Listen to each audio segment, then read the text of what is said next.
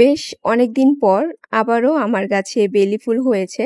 তবে আমার গাছগুলোতে না মানে একবারে অনেক ফুল একসাথে ফোটে না। দেখা যায় ৪-৫ টা করে কলি আসে, তারপর সেগুলো ফোটে।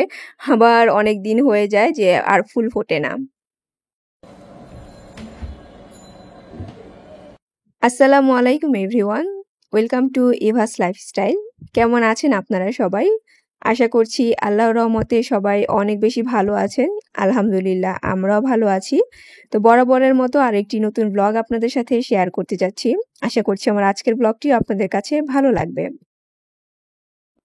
আমি মূলত এই ক্যাবিনেটটা বানিয়েছিলাম কাস্টমাইজ করে।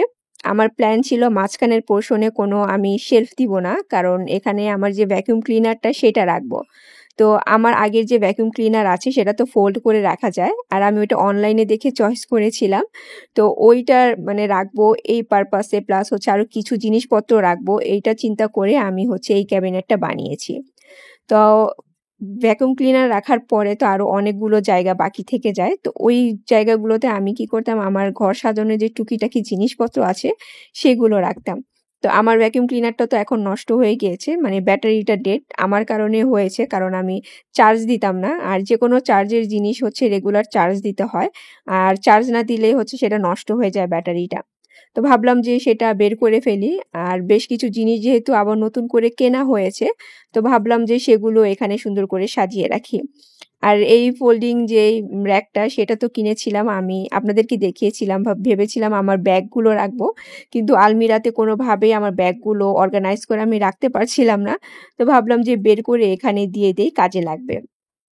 আর সবকিছু ফ্লাওয়ার হচ্ছে আমি কি বলে মানে পলি দিয়ে ঢেকে রেখেছি, যেহেতু মোস্ট অফই হচ্ছে হোয়াইট কালার।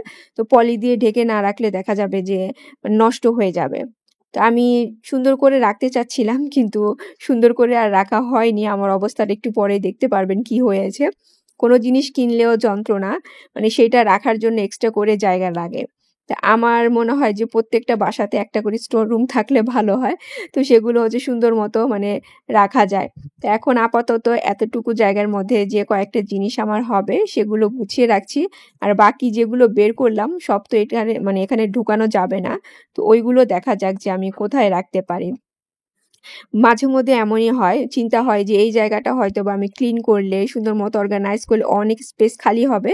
কিন্তু কিছু, কিছু ক্ষেত্রে কিন্তু কথাটা সত্যি হয় না। যেমন আমার এই ক্যাবিনেটের ক্ষেত্রে কথাটা সত্যি হলো না আজকে।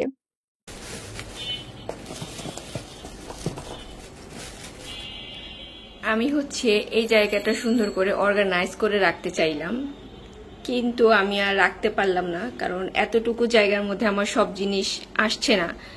বাকি সব জিনিস হচ্ছে আমার বাইরে রয়ে গিয়েছে, এগুলো এখন আরেক জায়গায় রাখতে হবে। আর একটা থেকে আরেকটা বের করতে গেলে আমার এখন সবগুলো নামাতে হবে, তারপর বের করতে হবে। কি একটা অবস্থা!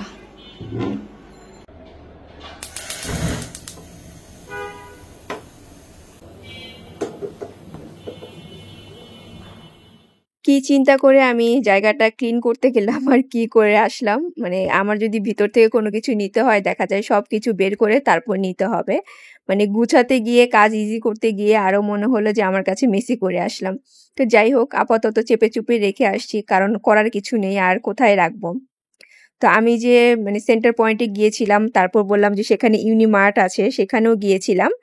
তো ওই ইউনিমার্টে গিয়ে আমি হচ্ছে টেস্টি টিবেটের আবারও সেই ডাম্পলিংটা পেয়েছি। তো এইটা হচ্ছে অনেকদিন আমি খুঁজছিলাম কিন্তু পাচ্ছিলাম না। আর যে ফ্লেভারগুলো আছে প্লাস হচ্ছে অন্যান্য ডাম্পলিং, আমি প্যারাগনেরও একটা ট্রাই করেছিলাম কিন্তু অত ভালো লাগেনি। আর টেস্টি টিবেটেরও সবগুলো আমার কাছে ভালো লাগেনি, শুধু চিকেন চিলি মোমো যেটা সেটা ভালো লেগেছে, কারণ এটা অনেক বেশি ঝাল, তো এর জন্য খেতে মজা লাগে। আর মজার ব্যাপার হচ্ছে আমি যখন ডাম্পলিং বানানো শেষ করলাম কষ্ট করে, তখনই হচ্ছে আমি গিয়ে আবার এই প্যাকেট ডাম্পলিংটা পেলাম। তো মনে মনে ভাবলাম যে এতদিন এত খুঁজেছি পাইনি, কিন্তু এখন কষ্ট করে ডাম্পলিং বানানো শেষে তা আবার ডাম্পলিংটা পেলাম। তো যাই হোক, আমি সকালে ব্রেকফাস্টে আজকে হচ্ছে ডাম্পলিং করে নিচ্ছি। তবে আমার জন্য না, এগুলো হচ্ছে আরএম আর লিয়ানার জন্য।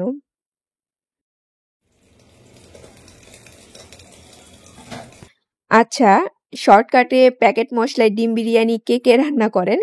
আমি তো প্রায় সময়ই করি। তবে আজকে যেটা হয়েছে যে আমি নর্মাল যে রাঁধুনির বিরিয়ানির মশলা আছে সেটা দিয়ে ডিম বিরিয়ানি করতে এসেছিলাম। কিন্তু আসার পরে দেখলাম যে আমার সেই প্যাকেট মসলাটা নেই। পরে হায়দ্রাবাদি ছিল। আমি আজকে হচ্ছে হায়দ্রাবাদি যে বিরিয়ানির মসলা আছে সেটা দিয়ে ডিম বিরিয়ানি রান্না করেছি। আর সত্যি বলতে নরমাল বিরিয়ানির মসলার চাইতে হায়দ্রাবাদি বিরিয়ানির মসলা দিয়ে রান্না করাতে এটা খেতে কিন্তু অনেক মজা ছিল। তারপর হচ্ছে এইটা আমার মানে বানানোর প্ল্যান ছিল না। কাজ করতে, করতে একটু লেট হয়ে গিয়েছিল। প্লাস সেই সময়ে আরএম হচ্ছে একটু সিক ছিল। তো তার কাছে হচ্ছে ভাত ভালো লাগছিল না। সো পোলাও, বিরিয়ানি এই ধরনের জিনিস হলে সে খেতে পারছিল। তো মূলত এটার জন্য শর্টকাট আমি ডিম বিরিয়ানি করেছি। সেই সাথে এখানে হচ্ছে একটু লইট্টা যে ফ্রাই সেটাও করে নিয়েছি। তো যাই হোক, এরপর আর কোনো কিছু রেকর্ড করা হয়নি। সন্ধ্যার পরে হচ্ছে বেশ কিছু আরএম মানে আনারস নিয়ে এসেছিল। তো ওইগুলো হচ্ছে মানে যতটুকু আরএম খাবে তার জন্য রাখছি, আর বাকিগুলো আমি বক্সে ভরে রেখে দিচ্ছি। কারণ কিছু, কিছু জিনিস আছে ঠান্ডা হলে খেতে আমার কাছে ভালো লাগে, তার মধ্যে আনারস একটা। তো ভাবলাম যে আমি একটু পরে খাবো। আমারগুলো আর লিয়ানারগুলো ফ্রিজে রেখে দেই।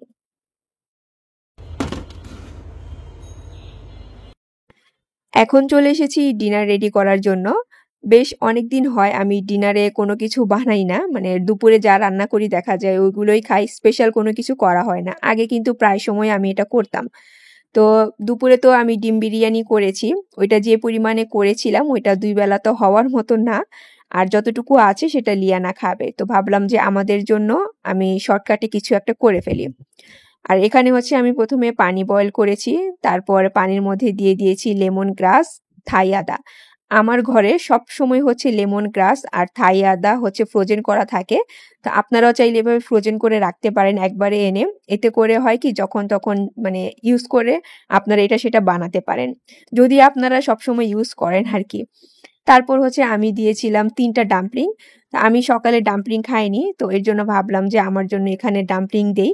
আর ৩ টা নিয়েছি, যদি মানে কেউ খেতে চায় একটা খাবে আর বাকি ২ টা আমি খাবো। তো আমি সেই পানির মধ্যে হচ্ছে ডাম্পলিংটা বয়েল করেছি। আর এখন সেই পানির মধ্যেই আমি স্যুপটা রান্না করব। তো ডাম্পলিংটা চাইলে আলাদা বয়েল করে নেওয়া যেত। কিন্তু আমি এই পানিতেই করেছি। কারণ যেহেতু ডাম্পলিংটা চিকেনের, সো চিকেনের যত ফ্লেভার আছে সেইটা কিন্তু এই পানির মধ্যে মানে রয়ে যাবে। মানে স্টক বলতে পারেন, sorry, one kind of stock বলতে পারেন এটাকে, চিকেন স্টক যেটা বলে। তো এরপর হচ্ছে আমি দিয়ে দিলাম বেশ কিছু গাজর কুচি, গাজর কুচি না মানে স্লাইস করা, তারপর হচ্ছে পেঁয়াজ। আর আমি আজকে বানাচ্ছি হচ্ছে যে থাই টমিয়াম যেই মানে স্যুপটা হয় সেইটা। মানে ব্যাংককে যারা খেয়েছেন কিংবা ঢাকার মধ্যে যারা টমিয়াম স্যুপ খান তারা জানেন এই স্যুপটা কিন্তু অনেক মজা। তবে সবার টেস্ট বাট সেম না। তা আমি তো যে মালয়েশিয়ায় গিয়েছিলাম সেখান থেকে হচ্ছে জাস্ট ৩ টা প্যাকেট নিয়ে এসেছি। কারণ হচ্ছে আমি তো এটা কখনো ট্রাই করিনি, তাই ভালো হবে নাকি জানতাম না। তো আর এখানে না ইনস্ট্রাকশন গুলো তেমন হচ্ছে আপনার মানে মালয়েশিয়ান ভাষাতে লিখা, কোনো ইংরেজিতে লিখা নেই। তো পড়তেও পারছিলাম না, কিভাবে কি করতে হয় জানিও না। তাই জাস্ট ৩ টা প্যাকেট নিয়ে এসেছি। ভাবলাম যে ভালো হলে হবে, নয়তো দরকার নেই। তো সেই টমিয়ামে মানে পেস্টটাই হচ্ছে আমি এখানে দিয়ে ভালো মতো মিক্স করে নিয়েছি। তারপর এখন সামান্য একটু দিয়ে দিব হচ্ছে আপনার fish sauce, sweet chili sauce, tomato sauce. আর সসের যে ব্যাপার সেইটা আমি সবসময় আপনাদেরকে বলি স্যুপ রান্না করতে গেলে এটা একটু টেস্ট করে তারপর আপনারা বানাবেন। কারণ এটা এমন একটা খাবার যে টেস্ট করেই বানাতে হয়। মানে আন্দাজে হচ্ছে আপনাকে পরিমাপটা বলে দিলেও আপনি বুঝতে পারবেন না। এখন মিক্স করে দিয়ে আমি তারপর হচ্ছে দিয়ে দিব চিকেন। এই চিকেনটা আমি আগে থেকেই হচ্ছে তান্দুরি যে মসলা আছে এগুলো দিয়ে ম্যারিনেট করে ফ্রোজেন করে রেখেছিলাম। তো ওইটা বের করে আমি হচ্ছে ছোট ছোট করে কেটে এখন ওইটা দিয়ে দিয়েছি এখানে। আসলে এটা হচ্ছে একটা মন গড়া রেসিপি। আমার যা মন চেয়েছে আমি এখানে তাই অ্যাড করেছি। আপনাদের কাছে যদি টমিয়াম পেস্ট না থাকে কোনো প্রবলেম নেই।